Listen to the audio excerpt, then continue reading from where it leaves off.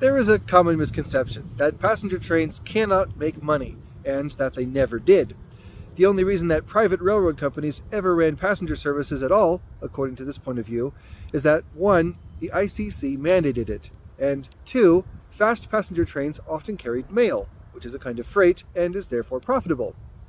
The people who spread this point of view draw a firm link between the post office switching contracts from rail to road in 1967 and the creation of Amtrak only 4 years later in 1971. I personally find this point of view to be both too selective and overly reductive. Let me explain why. While passenger trains were obviously not as profitable to run as freight trains, it should also be just as obvious by all the investments made in stations, rail equipment, advertising, and branding that passenger rail was once a profitable business all on its own.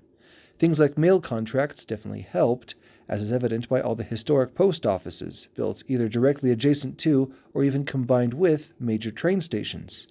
But there were also plenty of passenger trains that ran without mail cars and were able to cover their operating costs. By the 1960s, American railroad companies were in survival mode. Thanks to regulations by the ICC, railroads were not allowed to adjust their own rates, crew sizes, routes, and in some cases, even which customers they served. And because of this, the railroad companies had to double down on only their most profitable services, which meant that a lot of passenger services which otherwise still had some life in them were nonetheless petitioned to be discontinued. When Amtrak was incorporated in 1971, it was done as a for-profit company, based on the very real possibility that the remaining profitable routes could help rejuvenate the entire national intercity passenger rail network. I said in part 2 that Amtrak was intended to be a temporary measure, meant to fail after only a couple of years, and for some, that was certainly true. However, for others, the formation of Amtrak was a sincere effort to save and preserve what was left of the passenger rail industry. And, amazingly enough, here we are, over 50 years later, and though it may not be much to look at, it's still here, and we're still able to ride across the country in passenger trains. Still, this government takeover of passenger trains was not universally accepted, as 2 railroads out of the remaining 22 major railroads refused to join.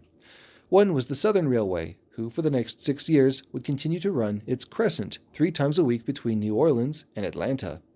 The other was the Denver and Rio Grande Western, who retained their portion of the famous California Zephyr, which had once run between Chicago and Oakland. This shorter version would be called the Rio Grande Zephyr, since it traversed only the famous Rio Grande route through the Rockies between Denver and Salt Lake City. Not only was the service carried over from the famous Vista-Dome Streamliner, but so was the train itself, running a classic combination of EMD F9 passenger locomotives from the 1950s and Budd stainless steel lightweight passenger coaches, diners, and lounges with up to 6 domes in the consist.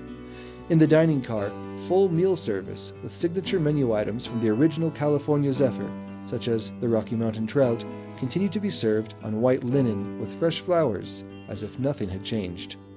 Also unchanged was the schedule, with the train departing Denver at 7:30 in the morning and arriving at the Rio Grande Depot in Salt Lake City at 9:40 in the evening. Initially, the train continued through Salt Lake City up to Ogden to connect with Amtrak service at Ogden Union Station, but this extended service was soon replaced with a bus transfer due to low ridership. Heading eastbound, the train would depart the Rio Grande Depot at 6:50 in the morning, reaching Provo an hour later, and arriving in Denver at 9 in the evening, for a total running time of 14 hours, 10 minutes. Because the Rio Grande had only one remaining passenger train, it could only run in one direction per day. So the train ran westbound from Denver on Monday, Thursday, and Saturday, and returned eastbound from Salt Lake City on Tuesday, Friday, and Sunday. Initial passenger demand was fairly light and fluctuated heavily based on the season. In the summer, the train could stretch out to as long as 9 passenger cars, while in the winter it could shrink to as little as 4. As time went on, however, the train became a favorite of locals and rail fans who came from around the country and the world to view the scenic climb through the Rockies from the curved glass roof of the Vista Dome cars. By the end of the 1970s, the weekend trains were often sold out between Denver and Glenwood Springs, as Denverites realized the train provided an easy weekend getaway into the mountain resort, arriving at 1 in the afternoon and departing eastbound at 3:25 the next day. Not all passengers aboard the Rio Grande Zephyr traveled for leisure. For example, my dad relied on the Rio Grande Zephyr to get between the University of Utah and his home in Colorado between semesters. He preferred the train over the bus, which was slightly faster, because the train was cheaper and it was more comfortable, and on the train he could more easily study his books. However, he also described the train as feeling old, tired, and worn out. He was often the only person in his car as it traveled across eastern Utah, and his experience isn't unique. Even though the train had a dedicated patronage on the Colorado side, it never actually turned an operating profit. Annual losses are estimated to have been about $3 million per year, or $23 million adjusted for inflation. That brings up the question of what was worth that much money to the railroad. Some say it was tradition and prestige. The Rio Grande always had an oversized presence and publicity in the transportation world, and running their own train was a fantastic form of advertising. If you were a shipper, you could ride along the same route as your product, handled by the same railroad and given the same first-class service. Others say it was simple defiance. Amtrak required railroads to pay fees at the time they handed over passenger service, and the negotiations between Amtrak and the Rio Grande famously lasted up until 4 days before the original handover date of May 1st, 1971, before finally falling apart. Most likely, in my opinion, is that the Rio Grande did not want to share their railroad with any outside organization. Even today, their route through the mountains consists almost entirely of a single track with very strategically placed sidings, which means that if any one train gets delayed, then every other train along the route is affected. Worse still, because the Rio Grande route between Denver and Salt Lake City has so many curves, travel times are actually several hours longer than the rival Union Pacific route through Wyoming and Ogden. While the Rio Grande Zephyr was able to complete the journey in 14 hours, detours over the rival Union Pacific line could be done in just under 12 hours. This time advantage had little effect on passenger service, since the scenery in Colorado was one of the major draws for passengers in the first place, but it did come with big implications for freight service. In the 1970s, individual railroads still covered relatively small geographical areas. Freight was routinely handed over between multiple railroads in a single trip, and if the Rio Grande began to get congested with Amtrak trains, then freight could very easily be handed over to rival routes. All of this began to change, however, with the 1980s Staggers Act. This new act by Congress effectively replaced the regulatory framework that had governed railroad operations since the 1887 Interstate Commerce Act, and ended the overregulation of the Interstate Commerce Commission.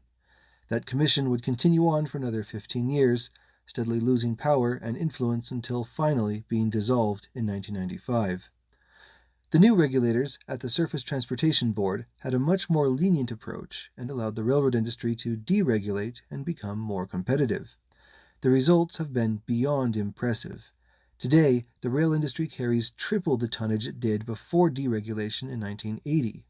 In addition to being able to raise and lower rates competitively, railroads were also able to cut out other inefficiencies. Train crew sizes were reduced from 5 to 2, branch lines and short lines were sold off to Class 2 and 3 operators, and new technologies, such as unit trains and double-stack container cars, were developed to more efficiently move freight. Most effective were the mergers between railroads, which meant that freight wouldn't need to waste time transferring between companies. In 1980, the Rio Grande was caught off guard when the Union Pacific announced it would purchase the Rio Grande's closest exchange partner in the East, the Missouri Pacific. That deal was finally closed in 1982, after arguments were brought before the Supreme Court. And then, later that same year, the Union Pacific bought the Rio Grande's western exchange partner as well, the Western Pacific. With through freight traffic now being funneled mainly to the Union Pacific, the Rio Grande switched its focus to local mining and heavy industry traffic, which are geographically constrained and not time-sensitive. Less than 6 months after the Union Pacific purchases, the Rio Grande announced it would close down its passenger service and join Amtrak.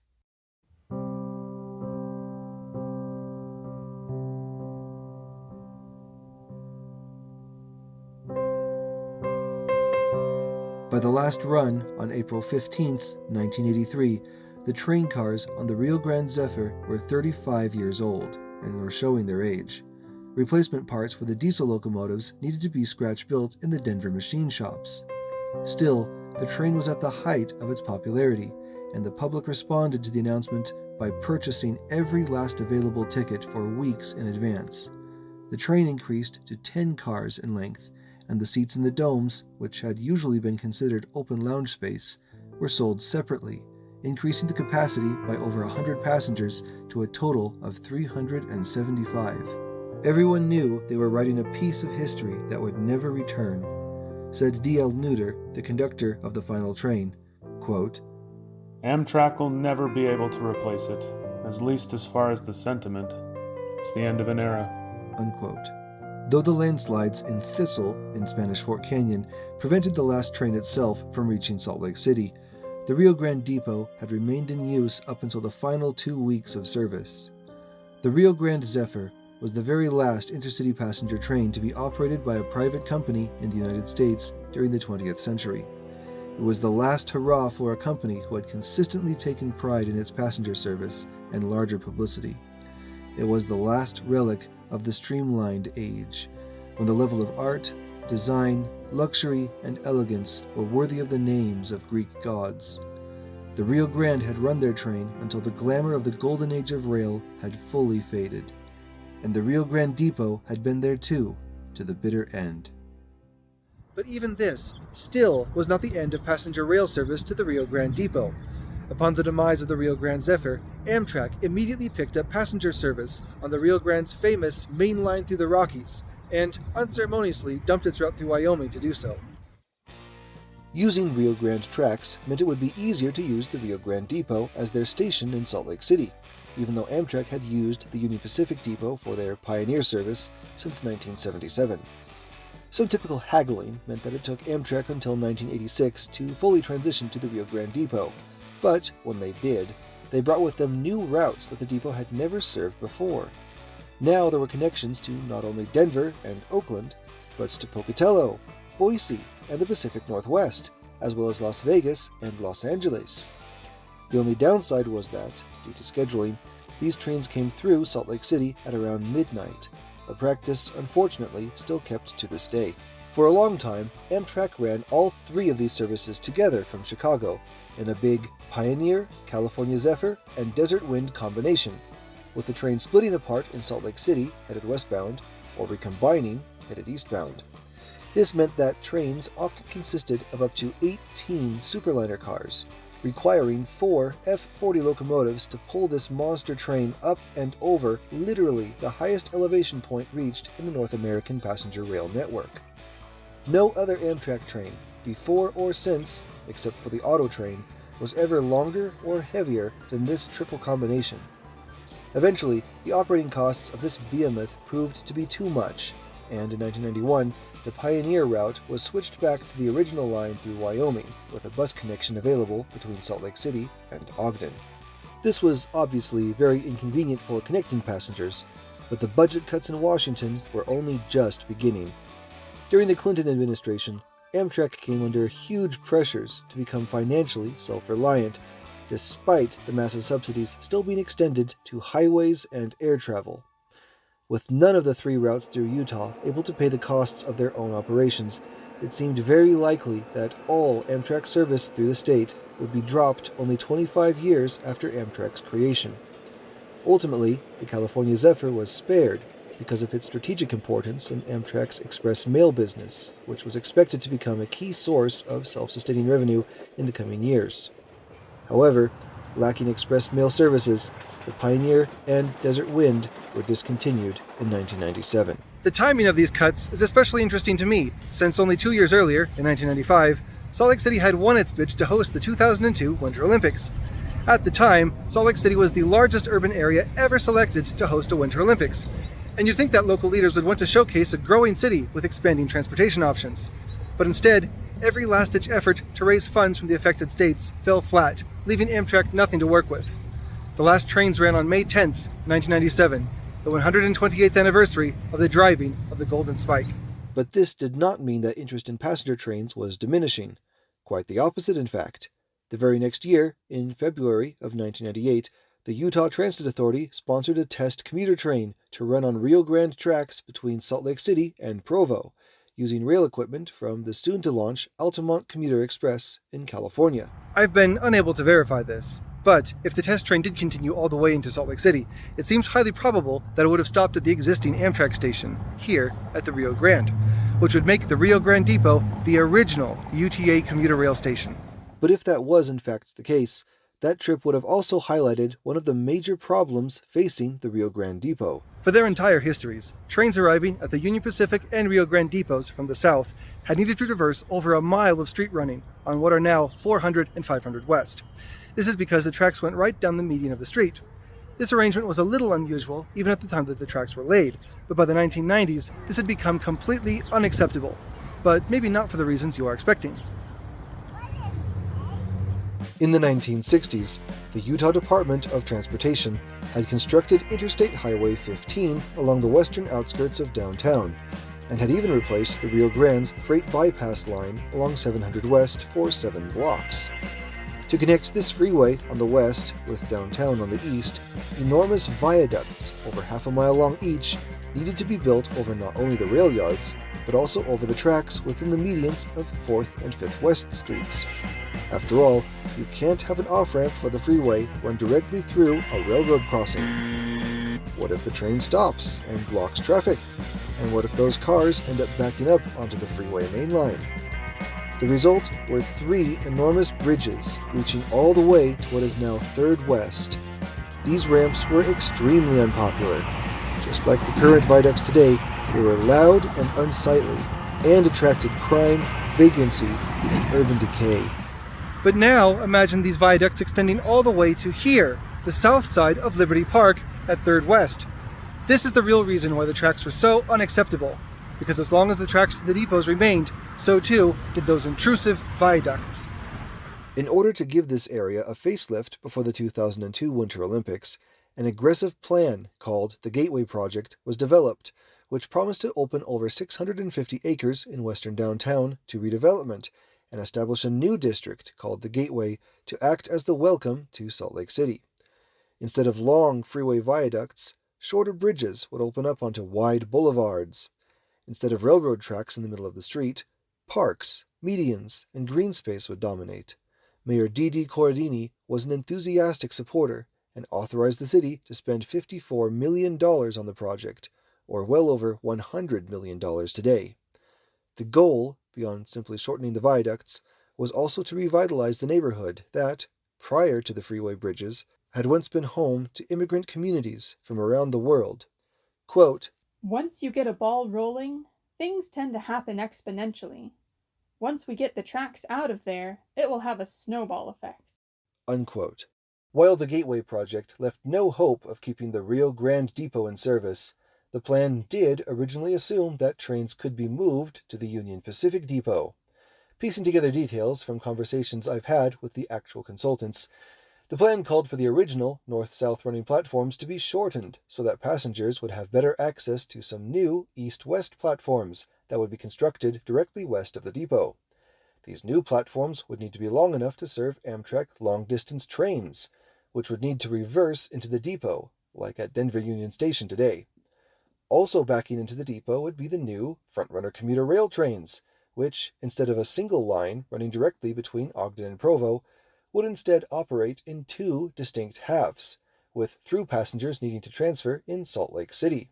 This service would have looked a lot like Seattle's Sounder commuter trains, which run longer trains on 2 distinct routes, on tracks shared with freight trains, and only operate during peak hours of the day. While multiple train sets were laying over in Salt Lake City during the afternoon hours, locomotives would always be facing away from the depot, as a courtesy to keep diesel fumes away from waiting passengers. Another point to consider is that if the Union Pacific Depot had been used as the city's main transit center, then the North Temple Viaduct could not have been reconstructed into the smaller footprint that it occupies today. That means the track's airport line would need to find a different way to reach the airport. The plan at the time was to continue that line down 4th South, completely bypassing the city center and continuing on to the railroad right-of-way at either the Union Pacific Depot or a point farther west. From there, it would continue in the railroad right-of-way at high speed to the Salt Lake City International Airport, making very few intermediary stops. North Temple Street and all of Salt Lake City would have looked very different today if that plan had been implemented. But instead, planning had only just begun when Union Pacific announced that it had sold the land around and under the Union Pacific Depot to the Boyer Company, who had the intention of creating an outdoor retail and entertainment center called the Gateway. Despite their objections, there was little that state and city planners could do.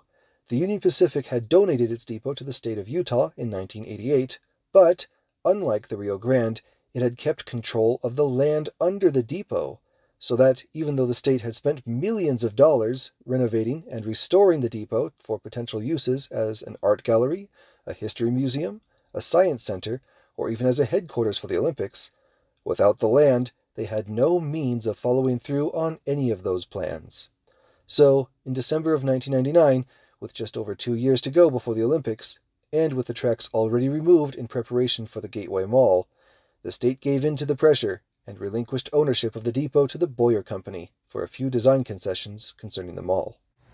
With both historic train stations about to be rendered inaccessible by the Gateway program, city officials scrambled to find a new location for the city's transit center.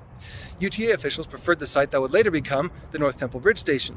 But since Amtrak was the only rail service currently running, and since the Amtrak route doesn't go near this site, the easiest and quickest solution turned out to be moving from the Rio Grande Depot a block and a half to the west, to a new temporary station building built in the warehouse district.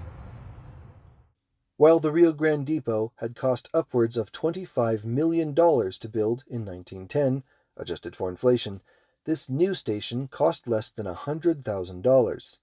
Said Brian Hatch, aide to Mayor Corradini, quote, "The track work is of permanent value. The only thing that is temporary is the station. What we're looking at now is what kind of permanent facility is feasible with the funding we're going to get." Unquote. Just as there was no fanfare or celebrations to mark the depot's opening in 1910, no attention was given to the last train to depart the Rio Grande Depot on August 6, 1999, just 2 weeks short of its 89th anniversary. Relations between Amtrak and the State Historical Society had never been especially good, and the overall sentiment was one of relief more than of sadness. Amtrak reported that, on average, only 15 to 20 passengers per day boarded or alighted at the Rio Grande Depot, not enough to warrant any special announcement beyond updating the Salt Lake City station address on the schedules. All eyes were on the future.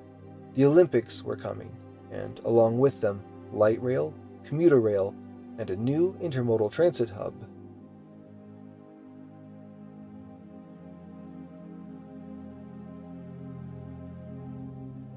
Out with the old, in with the new.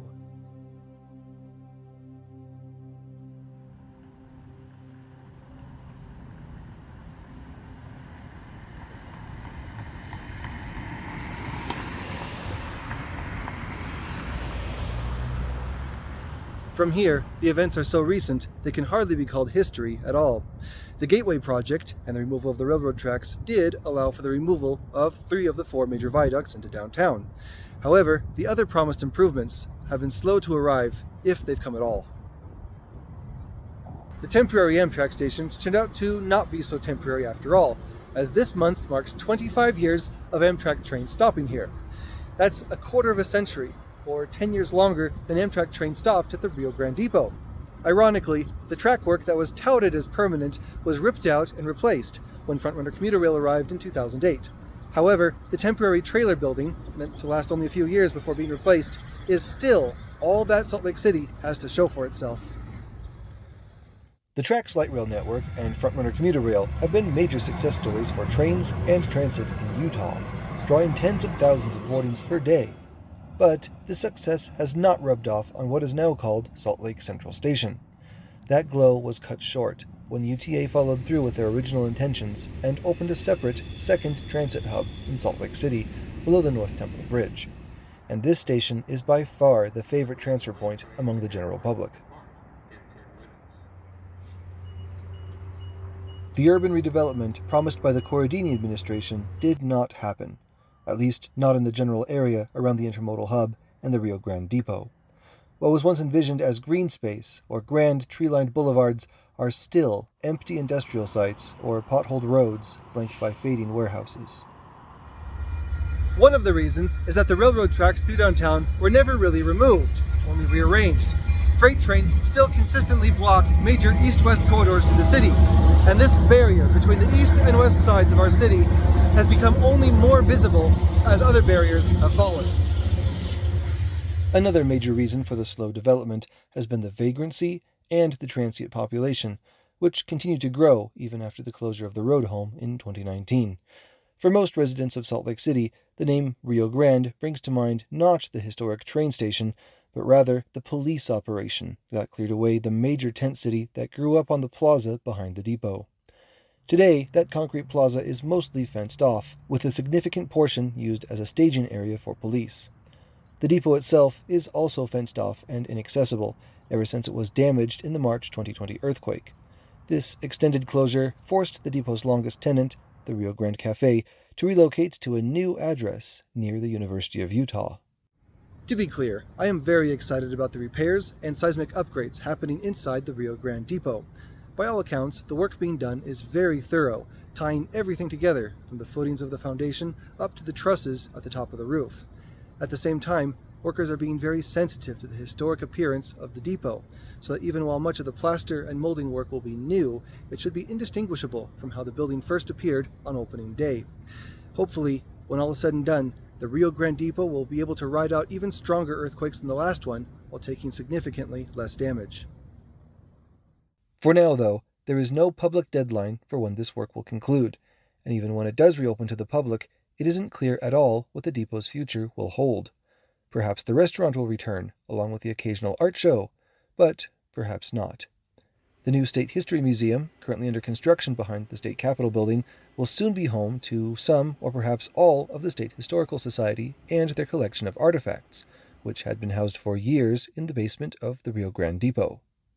Meanwhile, after previous plans for a permanent station building at Salt Lake Central Station have all stalled, UTA is now pitching a new headquarters building at the site, with the idea of using the lobby of their office tower to provide basic amenities to waiting bus and rail passengers. But with lingering public distrust over how the UTA spends public funds, it is uncertain if this new plan will get any farther than previous proposals. At the same time, the Utah Department of Transportation continues to spend many billions of dollars on new freeways every year. In 1986, the last section of Interstate 80 was completed and opened just south of the Salt Lake City International Airport. This occasion was marked by an hour-long dedication ceremony attended by many state and federal dignitaries. 4 years later, in 1990, the last section of I-15 was completed, also in Utah, on a section between Tremonton and Plymouth. Finally, in 1992, the final segment of the original Interstate Freeway plan was opened through Glenwood Canyon in Colorado, the site of the same scenic cliffs that inspired the creation of the Vista Dome observation car nearly 50 years earlier.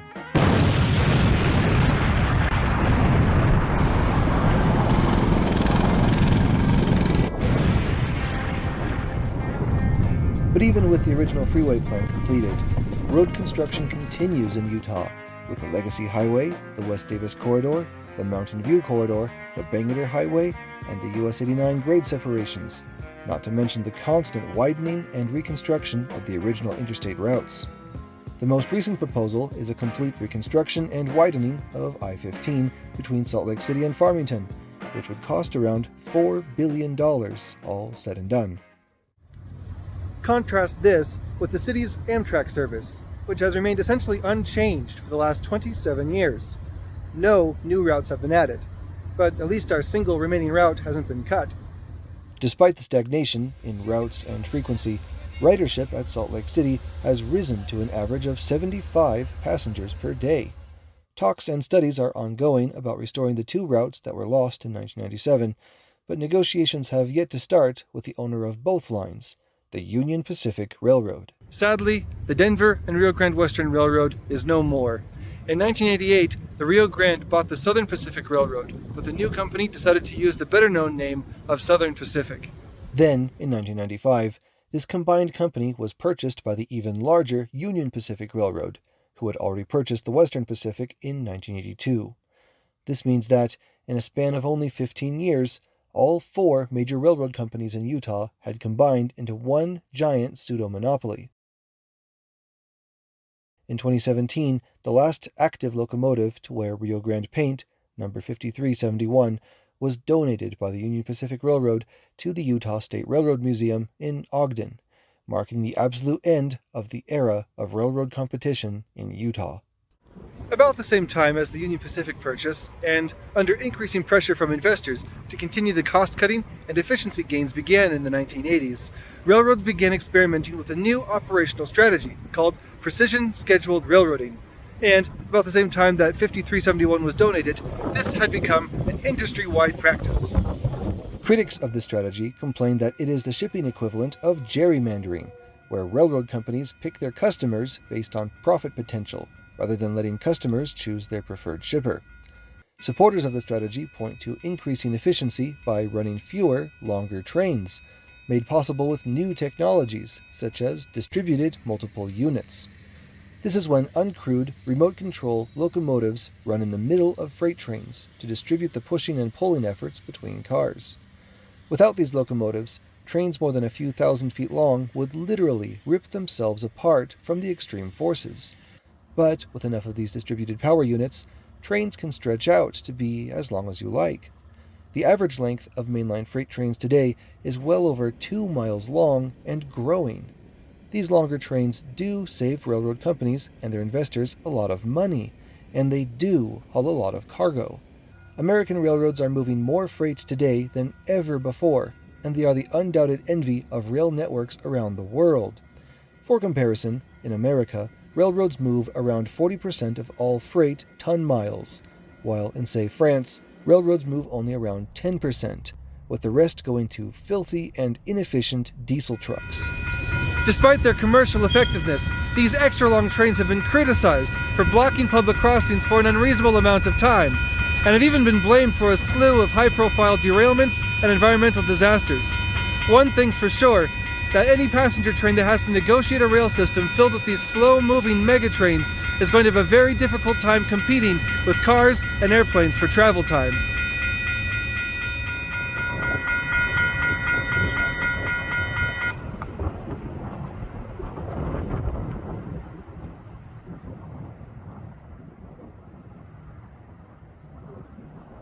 Well, that brings us up to the present day. Salt Lake City is growing faster than ever before, and so is demand for better transit and better rail service. However, these aspirations are facing strong headwinds that have been building and blowing for more than half a century now. Who will win? In 20 years' time, when it's time to make The History of the Rio Grande Depot Part 4, what will that video be about? Well, here is what I want to happen. At the end of 2020, my friend Cameron Blakely and I published the first draft of the Rio Grande Plan. Nobody asked us to do it. We were just concerned citizens who saw a need and decided to speak up. In our plan, we described how railroad tracks could be brought back to the Rio Grande Depot via a below-grade train box, which would allow Salt Lake City to close multiple at-grade railroad crossings, free up hundreds of acres for redevelopment, and establish the Rio Grande Depot as the new intermodal hub in Salt Lake City. Unlike the Gateway project before us, which simply reduced the amount of bridges and railroad crossings, the Rio Grande Plan eliminates any need for bridges and railroad crossings, while at the same time delivering transit riders directly into the heart of downtown. Rather than minimizing the constant fatalities and community barriers that create those accidents, we aim to eliminate all fatalities, remove the barriers of freight trains, and fill in the gap between the historically divided east and west sides of our city. To my surprise and delight, instead of being ignored, the Rio Grande Plan is catching the attention of the public and politicians alike, and real progress is being made. I think it would be wonderfully poetic for the 2034 Winter Olympics to help undo one of the biggest losses of 2002.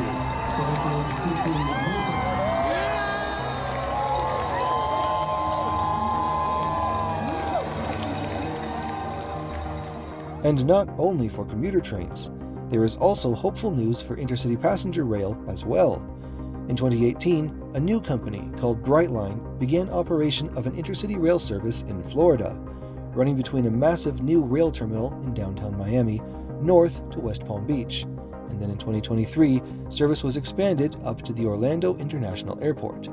This marked the first time in 35 years, since the demise of the Rio Grande Zephyr, that a private company has offered intercity passenger rail service, and so far it has been an unqualified success, attracting thousands of riders and proving that if the service is compelling, Americans will still take the train. Instead of competing for track space with freight trains, Brightline paid to build a second track along the entire Florida East Coast Railway from Miami to Cocoa and upgraded the existing track for most of that length to allow for speeds of up to 110 miles per hour. This means that not only will megalong freight trains never block passenger trains into sidings, but that Brightline trains will be able to keep an average speed of around 80 miles per hour, which is faster than driving. And the trend is catching on. Chicago and St. Louis are a similar city pair with Miami and Orlando, both in combined population and in distance. Here, the state of Illinois paid the Union Pacific Railroad to upgrade their tracks and to add new sidings. And now Amtrak is able to run the same type of trains that Brightline uses at the same 110 miles per hour. Other state-supported routes are also seeing growth in ridership in Michigan, California, Virginia, and North Carolina. Utah can very easily join this list.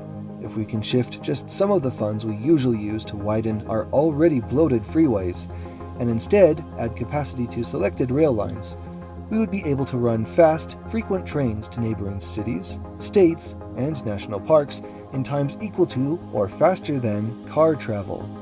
Private airlines land on public runways. Private buses run on public highways. A similar model can and should be pursued for passenger rail. Once we have rail corridors that are at least partially publicly owned, we can create a market of private passenger rail providers able to meet the needs of Utahns and the millions of tourists who visit our state every year. Trains produce much less pollution than cars. They don't take up as much space as cars, allowing them to serve both urban and sensitive areas without acres of pavement. Trains don't need huge parking lots wherever they go, allowing us to build walkable, sustainable, and healthy communities, while cars are uncoordinated and delayed by congestion, construction, and weather. Well-managed railroads have proven to be extremely reliable. There are no seatbelts on a train, but there are restrooms, work areas, and even food services that can never be equaled on airlines, buses, and especially private vehicles. If given the choice, I will choose the train every time. As technology continues to disrupt the transportation landscape with remote work, autonomous vehicles, and electrification, trains are poised to make a huge comeback in the United States. Our urban areas continue to recover and grow, and the percentage of adults without driver's licenses continues to increase. The way our government spends its transportation funds will have to diversify, and there is no better use of these funds than beginning here at the Rio Grande Depot in downtown Salt Lake City. But why the Rio Grande Depot? To ask the question that started this all nearly a year and a half ago, why not use the Union Pacific Depot? My answer is to look back over all this history and ask, what other building better represents the people of Salt Lake City than the Rio Grande Depot? What other building was constructed with such high ambitions, designed for the greatest efficiency, but by an architect more accustomed to constructing beautiful, sacred churches? What other building became the focal point for so many communities of locals and immigrants, saints and soldiers, rich and poor? What other building rose to the height of national glamour and prestige, but was also forgotten, ignored, and abandoned? What other building carries the same potential for a bright, sustainable future?